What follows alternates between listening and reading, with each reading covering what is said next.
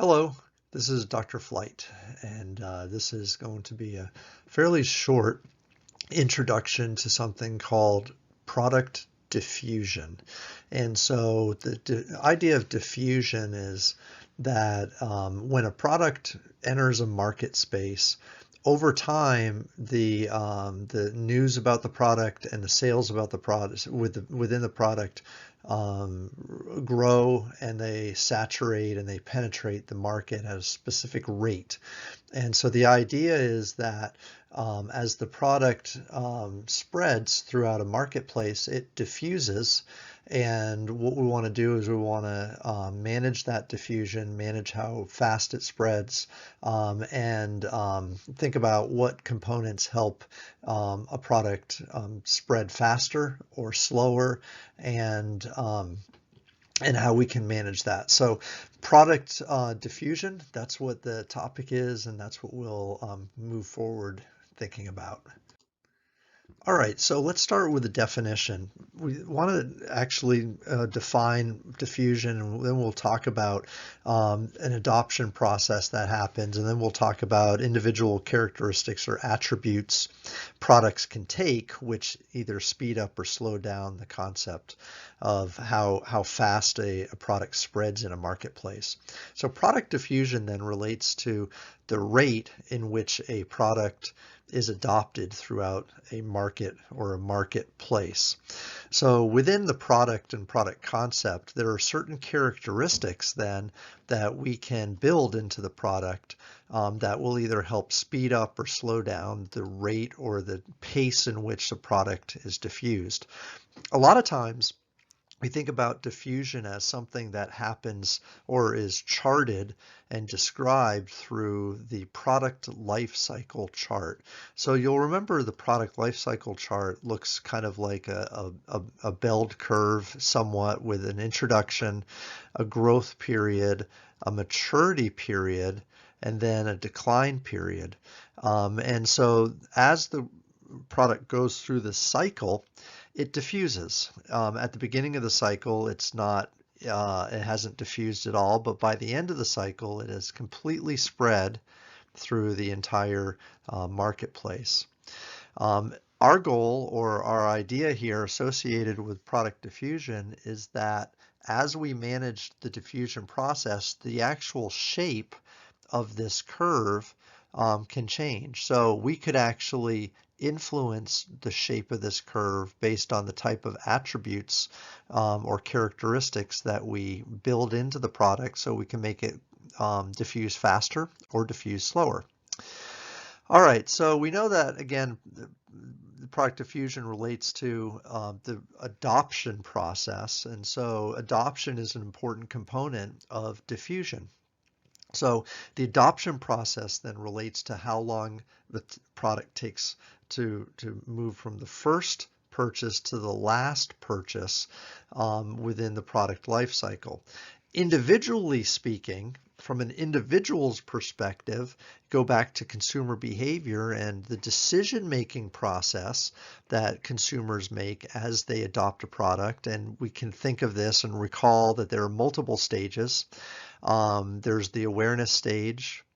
There's a stage where consumers become interested in maybe our product, and they're also interested in other competitors' products too.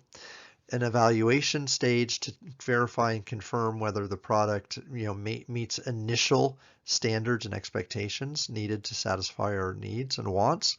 A trial stage, and then finally an adoption stage where a decision is made to try the product.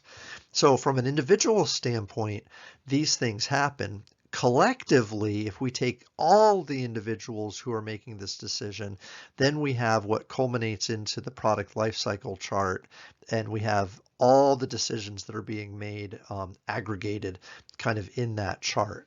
So we got kind of a couple different ways to think of adoption then. Collectively as a market, and that's reflected in the product lifecycle chart, but also you know that chart is just made up of lots and lots and lots of individual decisions as consumers move through the 5 stages of the adoption process.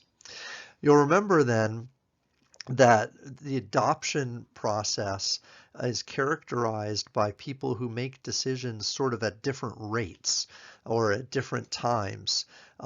This also is coordinated with, we sometimes think of this as being coordinated with the product life cycle chart, although this is a little bit different. We know that people who make decisions first before anybody else are called innovators.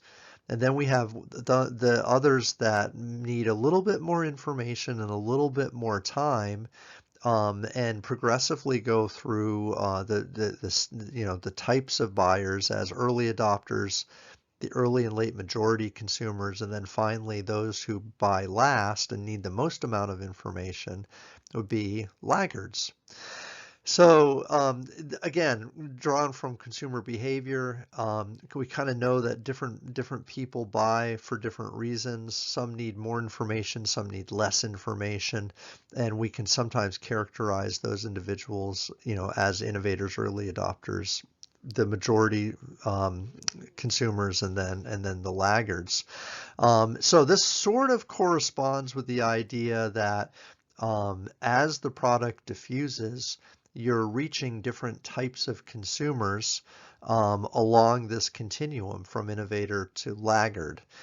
So there's certainly, as we move forward, this component of individual adoption that kind of aggregates to a group of adopters buying at any particular one time. Now, as I mentioned, we want to be able to manage this process and manage who's buying when and how quickly the product diffuses and spreads. This is actually really important. If you have a product that you have a patent on and you don't think anybody can copy you right away, then your goal would be to slowly release the product and have the diffusion happen over a long period of time, because you act as a monopolist in that case and you don't have any direct competitors, and so you want to keep that slow growth kind of maintained. On the other hand, if you have a product that can be copied very quickly by your competitors, or would be substituted for, or one in which you don't feel like you're going to be the only person selling it, then what you want to do is have the diffusion process happen very quickly, and you want to capture as many sales as early as you possibly can. So for those reasons, then we want to manage and change and manipulate this product lifecycle chart as much as we can. And so there are certain characteristics then that help do that. And so there's going to be, we're going to list a few here, but there's as many as 30 or 40 that have been in the literature in the past. But here we're only going to look at a few, and this will sort of kind of sum up what we're kind of going towards in this short video. So the first one here is something called relative advantage. Relative advantage is the degree to which your product outperforms or is better in some way than your competitors. So in other words, people are currently using a product, and will your new product give them some better results, or will it be easier for them to use? Is it better? Is it have more advantage to them? The degree to which it's better than what they're currently using is relative advantage. Second, trial ability. So this is kind of one where the idea is if you're able to use or try the product in advance, then you're more likely to adopt it. It's pretty straightforward. Observability. If you're able to see this product in use, especially with other people, then you're more likely to buy it or adopt it. If this is a product that is only done, say, in the privacy of a home or outside of the public view, then it will not diffuse as quickly. But once other people see it, other people see the results of it, or other people see the product in use, the observability of the product prompts people to buy it. Fourth, compatibility. Now this is a good one because basically the idea is we ask if the product corresponds or matches or fits into the customer's lifestyle or current pattern of behavior. So if you're introducing a new product and the consumer has to change their behavior a lot in order to use it, it won't be compatible to their lifestyle and they'll be less likely to buy it. Conversely, if it fits with what they currently do, fits with their lifestyle, fits with their behaviors right now, that compatibility notion will encourage them to buy the product sooner. All right, so these are four. There are a few more to look at as well. Those all, by the way, speed up the rate of diffusion. Those all increase or speed up the rate of diffusion. One that slows down the rate of diffusion is something called discontinuity. Discontinuity is sort of the opposite of compatibility. In discontinuity, what happens is in order to use the product, in order to use a product, you have to change your behavior. So changing your behavior is a requirement of adopting the new product. And so again, conversely, kind of the opposite of compatibility, if you have to change your behavior, change your lifestyle, if the product doesn't fit with what you currently do, you're obviously gonna discontinue your previous behavior in order to adopt this product. You're going to be less likely to adopt it. All right, another one here, that a cost, something called cost. Obviously, if the product is costly, if the initial cost or the cost to use the product over time is high, that's going to slow down the rate of diffusion. Complexity. So like the more complex the product is, the harder it is to use, harder it is to understand, the harder it is to kind of I don't know, I guess implement, then the complexity of the product will slow down diffusion. And then finally, we have a category called perceived risk. Now, perceived risk means that there's a likelihood the product will not work.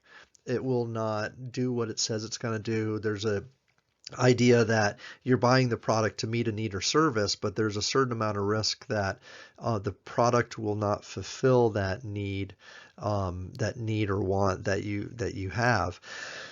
That risk, if that risk is high, or if there's a lot of uncertainty, if you're simply not sure whether the product is going to do its function, then you'll be less likely to buy it. Now, we can counter that by offering money back discounts or rebates or refunds.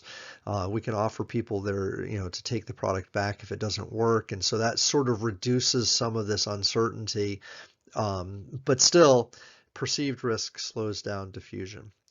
Okay, so that's what we're going to do for this today. Again, this has been a fairly short introduction to something we call diffusion, and it's a fairly involved concept, actually.